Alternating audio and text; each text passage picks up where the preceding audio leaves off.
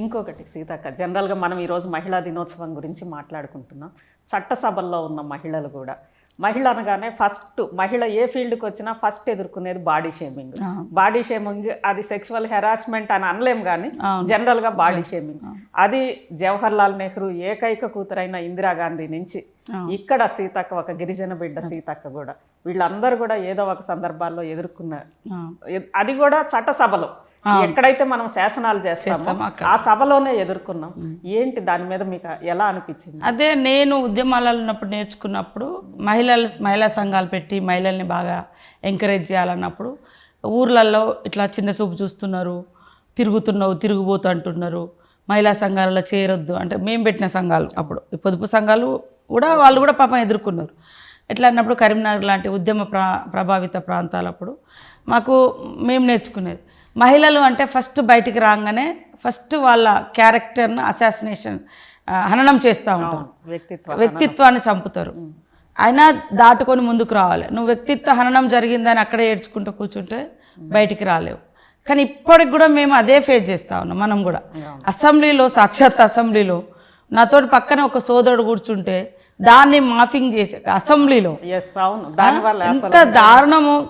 పైనుంచి ఆ party leaders వాడిని వెంటనే శిక్షించండి లేదా సస్పెండ్ చేయడం అట్లాంటిది కాకుండా మేము కూడా ఫేస్ చేస్తున్నాం. ఓకే, నువ్వు ఫేస్ చేసినా మేము ఫేస్ చేసినా అంతిమంగా మన ఇంట్లో నుంచి అయితే ఒక శిక్ష అయితే జరగాలి కదా. మన కొడుకు బిడ్డను వరస్ట్ చేసినప్పుడు వాళ్ళని ఏదో ఒక పనిష్మెంట్ అయితే చేయాలి కదా. అట్లా వాళ్ళు అవతల వాళ్ళు దాన్ని సమర్థించుకున్నారు. అంటే అది చాలా బాధపడ్డాం. అసెంబ్లీలో పక్క సీట్ అంటే మగవాళ్ళు పక్కన కూర్చోవాలంటే కూడా భయపడే పరిస్థితి వస్తుంది ఇప్పుడు. అంటే మన జెండర్ అనేది ఎప్పటికప్పుడు గుర్తుపెట్టుకోవాల్సిన పరిస్థితి. పొలిటికల్ ఏదైతే అపోజిషన్స్ ఉంటాయో అది పాలిటిక్స్ మేరకు మాట్లాడు, నువ్వు విధానాల మీద పోరాటం చెయ్యి లేదా సమస్యల మీద ప్రశ్నించు. కానీ వ్యక్తిత్వ మహిళలు ముందే మాలాంటి వాళ్ళు రావడం, ఈ రాజకీయాలలో ఎదగడం చాలా చాలా అరుదు. ఒక అవకాశం వచ్చింది నా కాంగ్రెస్ పార్టీ అవకాశం, ఒక గొప్ప అవకాశం. రాహుల్ గాంధీ గారు, రేవంత్ రెడ్డి గారు పైన నాయకత్వం, ఇక్కడ ఉన్నటువంటి నా కాన్స్టిట్యున్సీ మీలాంటి వాళ్ళందరి సపోర్ట్తో ఒక జనరల్ పోర్ట్ఫోలియో ఫస్ట్ టైం ఆదివాసీ సమ్మక్క సారక్క సమాజ్ జాతి నుంచి 75 ఏళ్ళు, అంతకుముందు మా గోండ్ సోదరులు 1-2 సార్లు చేశారు. కానీ కోయ కమ్యూనిటీ నుంచి దాదాపు 4-5 సీట్లలో ఖమ్మం జిల్లాలో మేజర్ పార్ట్ ఉంటారు, వరంగల్, కొంత కరీంనగర్ ఇటు ఉంటాము. సరే అందరం ఎస్టీ కేటగిరీలో ఉన్నాము. కానీ ఒక మహిళగా అందులో సమ్మక్క సారక్క జాతి నుంచి ఫస్ట్ పోర్ట్ఫోలియో 75 ఏళ్లలో ఫస్ట్ మంత్రి, అంతకుముందు లేదు. సేమ్ టైంలో ఒక పంచాయత్ రాజ్ అనేది ఒక చాలా పెద్ద పోర్ట్ఫోలియో నాకు ఇచ్చింది. జనరల్ కేటగిరీ, జనరల్ అసలు ఎప్పుడు కాకుండా అది ఇచ్చిర్రు. దానిలో రూరల్ వాటర్ సప్లై ఉంది, రూరల్ రోడ్స్ ఉంది, గ్రామీణ పంచాయత్ రాజ్ వ్యవస్థ ఉంది, ఇవన్నీ ఉన్నాయి. నేను నేర్చుకుంటున్నా, సమర్థవంతంగా పనిచేయడానికి ఒక ఛాలెంజ్గా ప్రయత్నం చేస్తున్నా. సరే, కొంతమందికి ఈ శాఖ నాకు రావడం, కొంతమంది ఇష్టం లేని వాళ్ళు ఉంటారు. ఇంకా రకరకాల వాళ్ళు రకరకాల కామెంట్స్ జరుగుతున్నాయి, వితిన్ పార్టీలో జరుగుతాయి, బయట కూడా జరుగుతాయి. కానీ మాలాంటి వాళ్ళను కొంత ఎంకరేజ్ చేయకుండా మేమేం చేసినా కాంట్రవర్సీ చేయడం, తప్పులు వెతికే ప్రయత్నం చేయడం, అంటే ఒక ఆత్మవిశ్వాసాన్ని తగ్గించే కార్యక్రమాన్ని పర్టికులర్గా కొన్ని పార్టీలు కొన్ని సెక్షన్స్ పెట్టుకొని చేస్తున్నాం.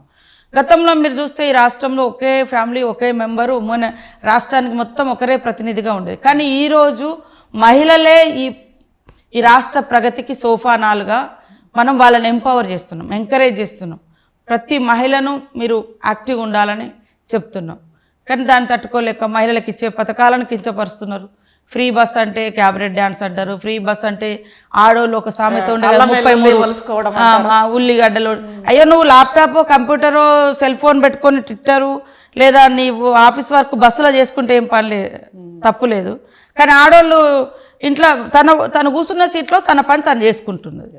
ఇప్పుడు చాలామంది మన సెక్రటేరియట్ నుంచి పోయేటప్పుడు సాయంత్రం 5 గంటలకు వెళ్ళిపోతారు. మరి వాళ్ళు పోయేటప్పుడు కూరగాయలు కొనుక్కొని పోతారు. పోయినాక 7-8 గంటలకు అవి కూర్చొని వలుసుకొని చేసుకొని అట్లా కూడా చేసుకొని అదేం తప్పు కాదు కదా. అది ఎవరికి అశ్లీలంగా కనిపించే అసభ్యమైన కార్యక్రమం కాదు కదా, కడుపు నింపడానికే కదా. అది దాన్ని అంతే ఎంత దురహంకారపు భావజాలం, ఫ్యూడల్ భావజాలం ఉంది. మహిళలు బయటకు వస్తే తట్టుకోలేకపోతున్నారు. మహిళలు ముందుకు అంటే ప్రభుత్వాలు ఏలినటువంటి వాళ్ళలోనే ఇలాంటి భావజాలం ఉంటే ఇక మహిళలకు రక్షణ ఎక్కడ దొరుకుతుంది? అందుకోసమని ఈ భావజాలం నేను అంటున్నా, నువ్వు నీ డ్యూటీ, నువ్వు ఒక కార్పొరేట్ అంటే కంపెనీ నుంచి వచ్చే ఉద్యోగి కంప్యూటర్ని పెట్టుకొని పనిచేస్తాడు, అది ఫ్యాషన్గా మీరు ఎంకరేజ్ చేస్తారు. అదే అబ్బాయికి ఇంటికి పోగానే అన్నం కావాలి, మరి అమ్మ వండి పెట్టాలి, ఆమె పొద్దున్న డ్యూటీ చేయాలి, మళ్ళీ సాయంత్రం పోయి వంట చేయాలి. ఆ టైమును ఏదో రకంగా ఉపయోగించుకుంటే మాత్రం తప్పుడు పని ఎట్లా అవుతుంది? అంటే ఈ భావజాలం అనేది